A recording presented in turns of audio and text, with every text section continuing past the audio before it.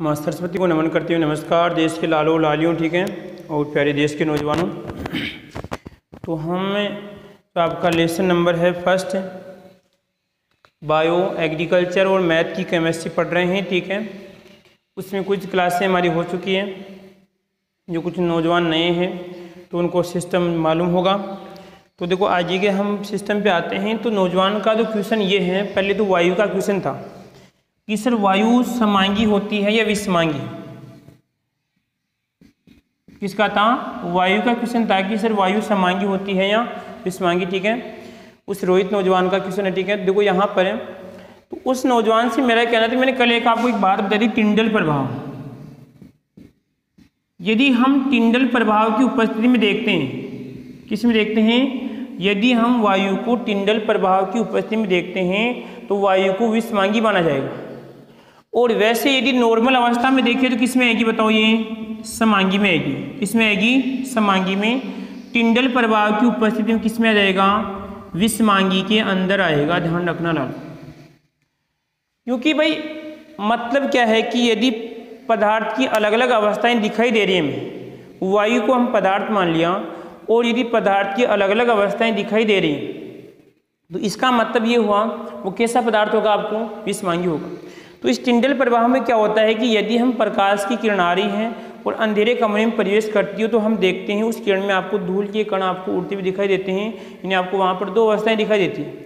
तो इसका मतलब ये हुआ कि टिंडल प्रभाव की उपस्थिति में वहाँ पर आपको विषमांगी होगी, परंतु यहाँ पर हमें अगर टिंडल प्रभाव की बात नहीं करते हैं, उस स्थिति में कैसे आएगी? आपकी समांगी आएगी। वायु हवा की बात करते किसमें आएगी? आपकी समांगी अवस्था में आएगी। उसके बाद में मैंने क्वेश्चन दिया था आपको कि क्वेश्चन ये था कि रासायनिक गुण और भौतिक गुण, मैंने क्वेश्चन दिया था। तो जो मुकेश जी का क्वेश्चन है, मुकेश सालोदिया, ठीक है, उस नौजवान का भी अगर हम बात करें, भाई जो आप बता रहे हैं मुकेश से सालोदिया प्लस रोहित दोनों ही क्वेश्चन बता रहे हैं, ठीक है। उन दोनों जो क्वेश्चन को नहीं समझ रहे, मैं यहाँ पे गुण की बात कर रहा हूँ, आप परिवर्तन की बात कर रहे हैं।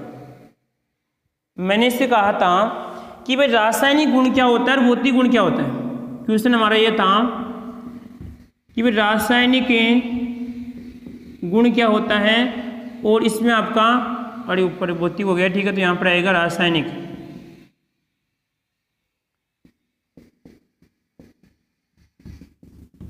ये रासायनिक गुण क्या होता है? ये दो बात पूछते हैं आपसे, भाई भौतिक गुण क्या है, रासायनिक गुण क्या है, ये आपसे पूछा था, और आप बता रहे हैं परिवर्तन बता रहे हैं। तो थोड़ा बहुत क्वेश्चन को समझा करो, भाई क्वेश्चन क्या पूछ रहा है अगला। बिल्कुल दोनों के जो मुकेश सालोदिया और जो रोहित दोनों ने बहुत बढ़िया मेहनत की है कि या उनकी जो ये पढ़ाई का जो लगाव है ना बहुत बढ़िया है, ठीक है। कुछ नौजवान अभी भी लापरवाही कर रहे हैं, तो लापरवाही की सजा भुगतनी पड़ेगी। फिर बोलेंगे कि सर अब मैं क्या करूं, तो उसका फिर मेरे पास कोई समाधान नहीं होगा। तो उन नौजवानों से मेरा निवेदन है कि जितना हो सके समय को जाने मत दो, और सब कुछ कर लो, समय को जाने मत दो, समय के अनुसार काम करो। भाई हाँ आज हमने ये काम किया तो आज ये करना पड़ेगा। तो देखो इसमें कि गुण की बात की थी यहाँ पे मैंने, कि गुण यहाँ पे हम ज्ञानेंद्रिय से प्राप्त करते हैं, लगभग 5 मैंने आपको ज्ञानेंद्रिय बताई थी। अब यहाँ पे देखना कि पहली बात तो दोनों में एक बात याद रखना, कुछ नौजवान आपको ये भी बोलते हैं कि जो हमें दिखाई देता है या जिसको हम महसूस कर सकते हैं उसको हम भौतिक गुण कहते हैं। तो नौजवानों ये बातें केवल एक कंपटीशन वाले विद्यार्थी के लिए होती है, क्योंकि आप एक केमिस्ट्री की क्लास ले रहे हैं, वो भी एक अच्छी उम्मीद के साथ आप क्लास ले रहे हैं, ठीक है। तो यहाँ पर मेरा जो समझाने का फर्ज बनता है कि वह विद्यार्थियों को जितना हो सके बिल्कुल अच्छी निपुणता के साथ सीखें। नहीं चाहे तो मैं भी आपको बता सकता हूँ कि यहाँ पर कि जिसको हम देख सकते हैं, माप सकते हैं, और जिसके संगठन में परिवर्तन नहीं होता है उससे हम क्या कहते हैं? भौतिक गुण कहते हैं। परंतु इस डेफिनेशन को समझाना है बच्चों को समझाना है, आपको दूसरे को भी एक्सप्लेन कर सके आप। तो देखो इसमें पहला एक बिंदु आ रहा है, इसमें संगठक क्या आ रहा है, इसमें इस संगठक को समझना है।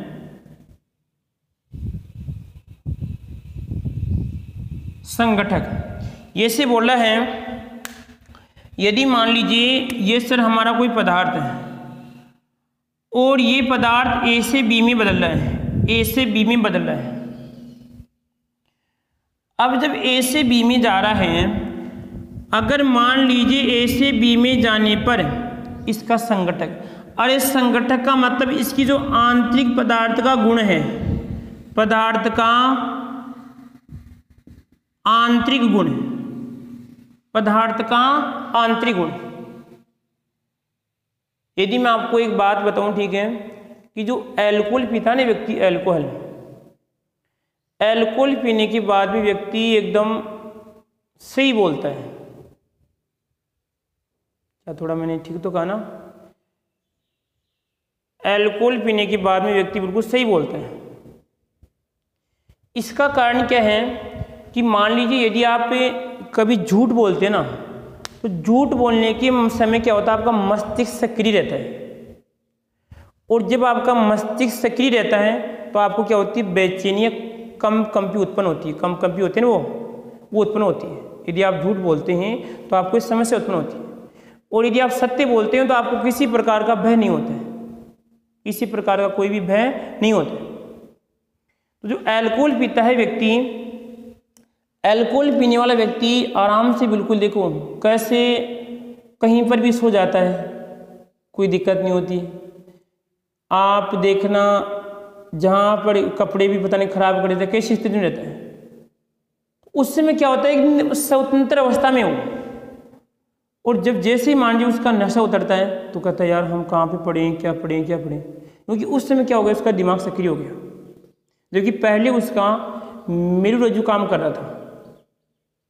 ठीक है, तो इसका मतलब ये हुआ कि जो पदार्थ का आंतरिक गुण है, पदार्थ का आंतरिक गुण है, यदि आंतरिक गुण की हम जानकारी करें, आंतरिक गुण क्या है, पदार्थ का आंतरिक गुण क्या है, उसे हम किसके द्वारा बोलते हैं, संघटक के द्वारा बोलते हैं। यदि आंतरिक गुण में कोई परिवर्तन नहीं हो रहा है तो वो गुण कौन सा आएगा, बताओ, आपका भौतिक गुण आएगा। और यदि आंतरिक गुण में कोई परिवर्तन हो रहा है तो किस में आएगा, बताओ, आपका रासायनिक गुण में आएगा। किस में आएगा, रासायनिक गुण में आएगा। एक उदाहरण और समझना ध्यान से। दो लाली है भाई, दो लाली हैं, एक लाली ये है और एक लाली ये है। मैंने इन दोनों लालियों को बोला कि दो महीने बाद में कोई प्रोग्राम है और दोनों को किसी प्रोग्राम में आना है, दोनों को किसी प्रोग्राम में आना है। अब ये लाली जैसे मान लीजिए कि 2 महीने पूरे हो गए, 2 महीने पूरे होने के बाद में मान लीजिए ये प्रोग्राम में ये भी जाती है और ये भी प्रोग्राम में जाती है,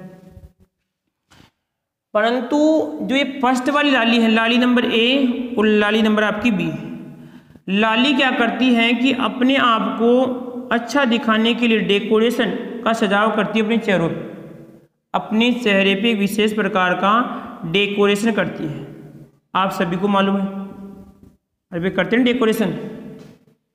परंतु ये लाली क्या करती हैं, इसकी दिनचर्या ऐसी थी, ये लगभग सुबह उठकर रोज एक्सरसाइज करती है। क्या करती हैं, रोज व्यायाम करती है। क्या करती है, रोज व्यायाम करती है। अब ये वाली लाली तो लगभग अपने चेहरे पे विशेष प्रकार का डेकोरेशन करके कहाँ पे जा रही है, प्रोग्राम में जा रही है, और ये वाली लाली बिना डेकोरेशन ही यहाँ पे जा रही है। अब यहाँ पे इसकी सुंदरता और इसकी सुंदरता यहाँ पे दोनों की देखी गई।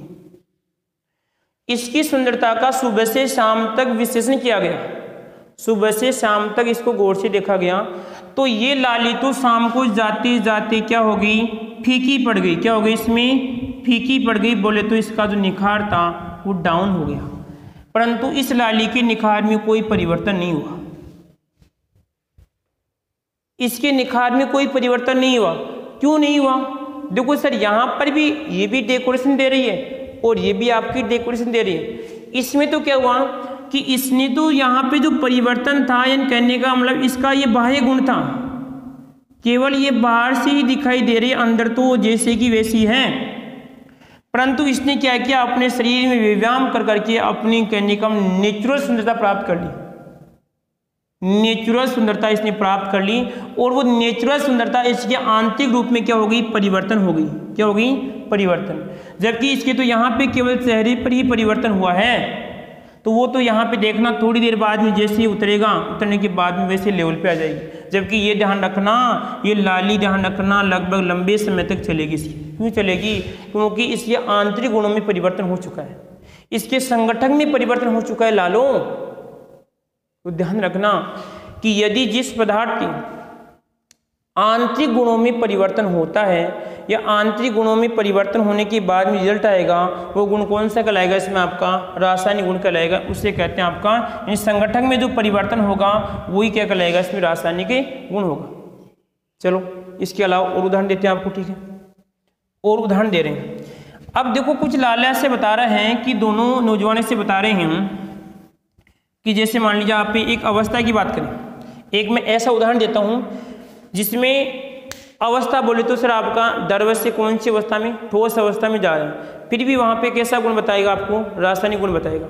और एक ऐसा गुण है कि जिसमें द्रव्य से कौन सी, ठोस से द्रव्य अवस्था में जा रहा है, परंतु वहाँ पे क्या होगा, भौतिक गुण होगा। देखना यहाँ पे एक तो यहाँ पे जैसे क्या किया आपने, दही है।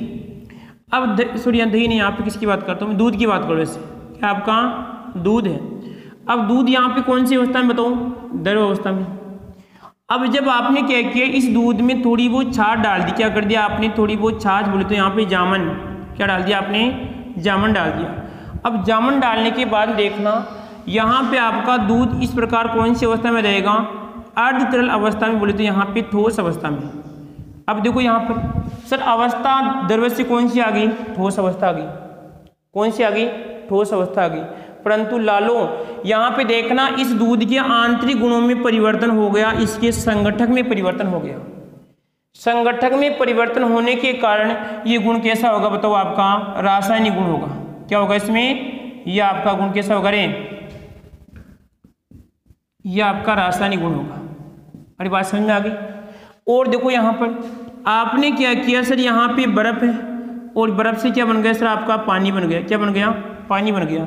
अब पानी बनाया तो आपने क्या किया कि यहाँ पे इसको गर्म किया, तो गर्म करने के बाद देखना यहाँ पे गर्म करने के बाद में सर पानी बन गया। तो यहाँ पे देखो कि इसके संगठक में कोई परिवर्तन नहीं हो रहा है, यहाँ पे इसके संगठक में कोई परिवर्तन नहीं हो रहा है। तो ये गुण कैसा है बताओ आपका, ये गुण सर आपका कैसा है बताओ, भौतिक गुण है। कैसा गुण है, भौतिक गुण है। आया कुछ समझ में। तो लालो ये याद रखना। और आपको उदाहरण दूं क्या मैं, अरे और उदाहरण दूं क्या मैं, मान लीजिए आप किसी के साथ अगर मान लीजिए कुछ दिनों के लिए रहते हैं, कुछ दिनों के लिए रहते हैं। अब कुछ दिनों के लिए आप उसके साथ हैं, तो लगभग आप में एक ऐसी आदत बन गई, एक अच्छी आदत बन गई जो आपके पूरे दैनिक जीवन साथ चलेगी। तो वो आदत क्या बन जाएगी कि कहने का मतलब कैसा गुण है बताओ, रासायनिक गुण है, क्योंकि आप में आंतरिक रूप से परिवर्तन हुआ है। और कुछ नौजवान क्या करते हैं, फॉर्मेलिटी पूरी कर, दिखावटा पूरा करते हैं कि बस यहाँ पे कुछ समय साथ रहते हैं, उसी जैसे बन जाते हैं, फिर बाद में अब ऑटोमेटिक वैसे आ जाते हैं। इसका मतलब कैसा गुण था बताओ, भौतिक गुण था।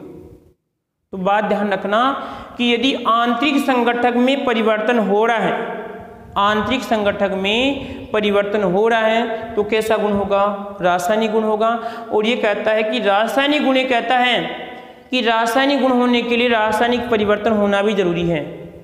देखो यहाँ पे रासायनिक परिवर्तन होगा तो ही हमें रासायनिक गुण की क्या होगी, जानकारी होगी।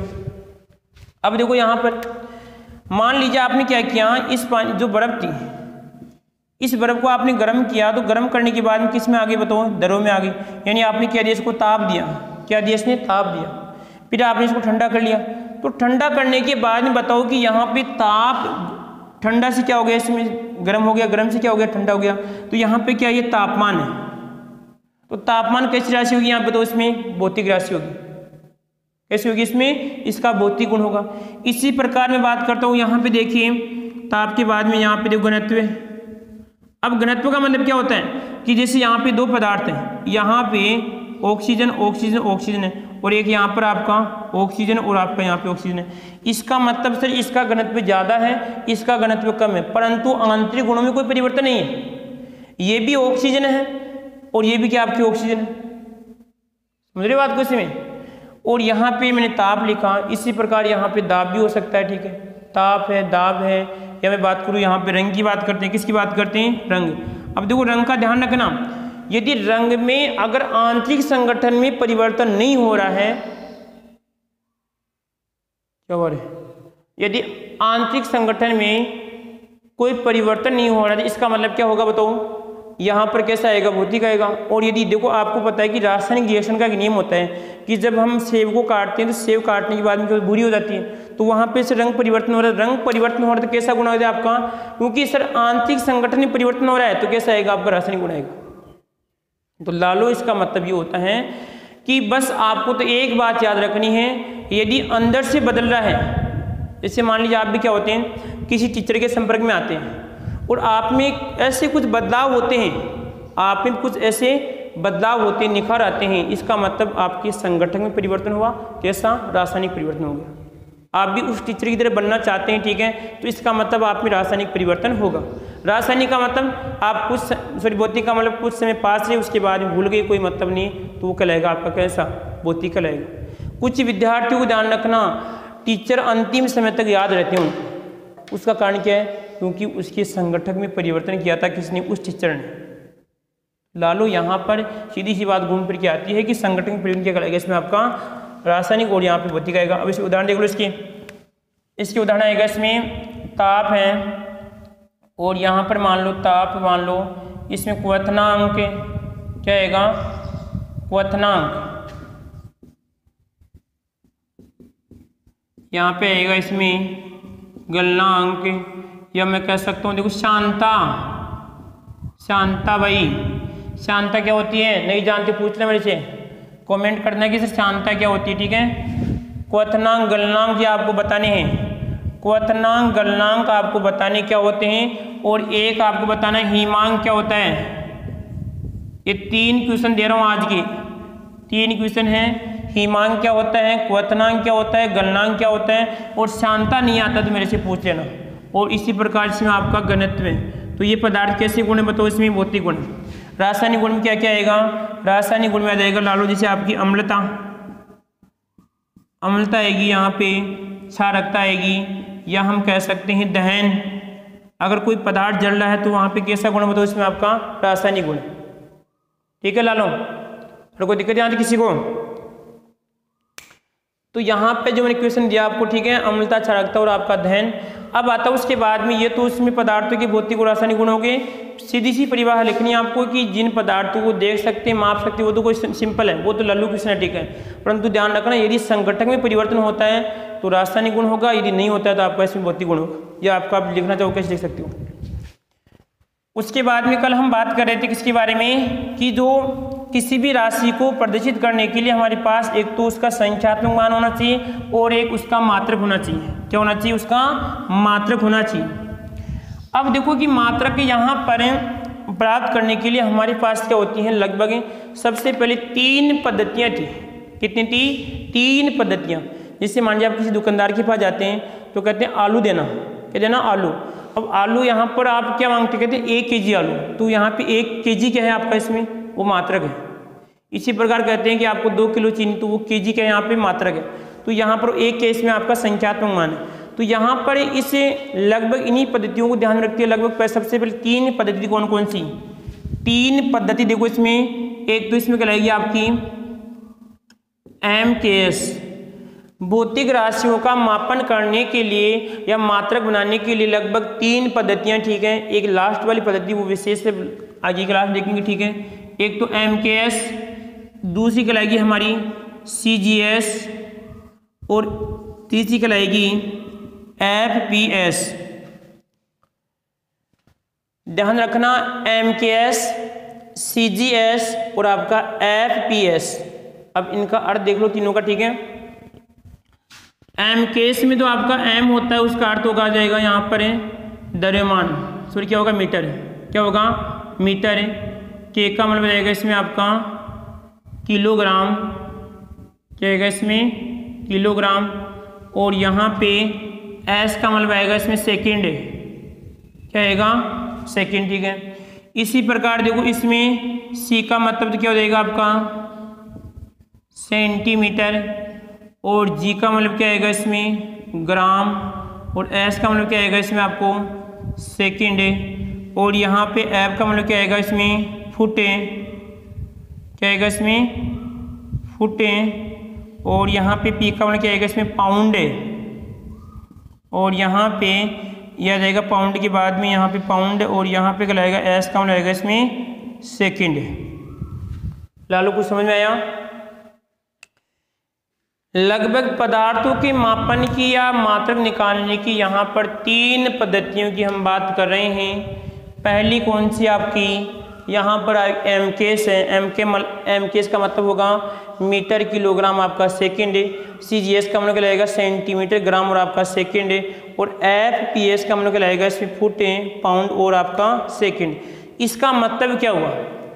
इनका मतलब ये हुआ कि यदि मान लीजिए आप कोई आपके पास छड़ है, इस छड़ की लंबाई आप मापना चाहते हैं, तो लंबाई आप मापेंगे तो ध्यान रखना, तो लंबाई मापने के लिए यदि मैं इस पद्धति का प्रयोग करता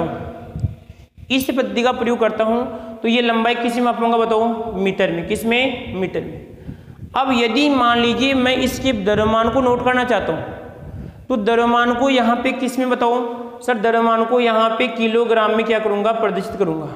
समय देखो सभी में कॉमन है, समय सभी में कॉमन है, लालो कोई दिक्कत नहीं है, समय सभी में कॉमन है। मतलब समझिए, मतलब ये होगा कि यदि मान लीजिए आप किसी पदार्थ है, या मान लीजिए आपकी फिर रिपीट कर रहा हूँ, ये छड़ है, इस छड़ की लंबाई आपने किस में माप ली? सेंटीमीटर। किस में? सेंटीमीटर में। तो लालो आपको इसको द्रव्यमान किस में मापना पड़ेगा? ग्राम में मापना पड़ेगा, चाहे से किलोग्राम में कितना ही हो, ये आपका सेम चलेगी, ध्यान रखना। यदि मान लीजिए आपने इसकी लंबाई, इसमें आपने द्रव्यमान किस में माप लिया? आपने द्रव्यमान किस में? पाउंड। इसमें यदि आपने द्रव्यमान को पाउंड में नोट कर लिया, तो लंबाई किस में मापनी पड़ेगी बताओ? फुट में मापनी पड़ेगी। तो लालो ध्यान रखना इस बात का कि अगर देखो इसका मतलब क्या आएगा, इसका मतलब क्या होगा कि इन्हीं के आधार पे हम आगे मात्रक निकालेंगे। इन्हीं की, जैसे मान लीजिए मैंने क्वेश्चन लिख दिया, क्वेश्चन लिखा, देखो सिर्फ क्वेश्चन लिख के बता दो आपको। एक